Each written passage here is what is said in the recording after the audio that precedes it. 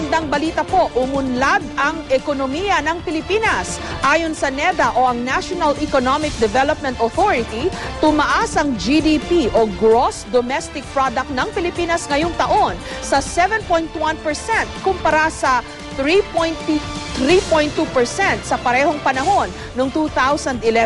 Isa ang GDP sa mga batayan ng paglago ng ekonomiya ng isang bansa at pagtitiyak ng gobyerno, mararamdaman daw ito maging ng mga ordinaryong Pilipino. May report si Bernadette Reyes. Pilipinas raw ang nakapagtala ng pinakamabilis na paglago na ekonomiya sa mga miyembro ng ASEAN nitong nakalipas na 3 buwan. Yan ang ibinalita ng National Economic Development Authority o NEDA sa press conference kanina.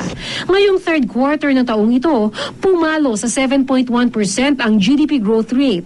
Di hamak na mas mataas yan kumpara sa 3.2% GDP growth noong third quarter din ng isang taon. Ang GDP o Gross Domestic Product ang kabuuang halaga ng mga produkto at serbisyong nagawa sa loob ng bansa.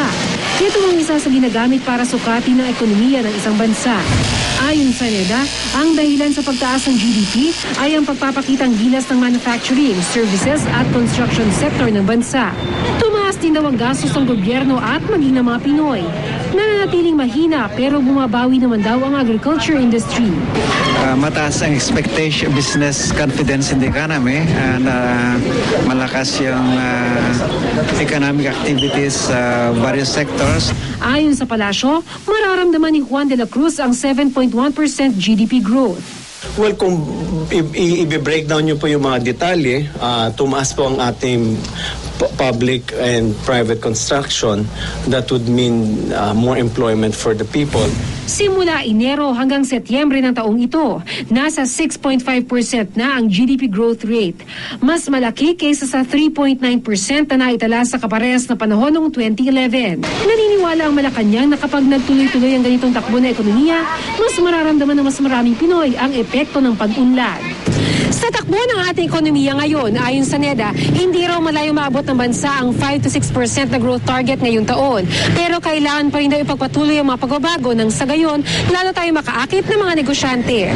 Kinakailangan i-sustain natin ng mataas na growth, 6 to 7% of growth a year for the next 10-20 years. Kinakailangan ganun.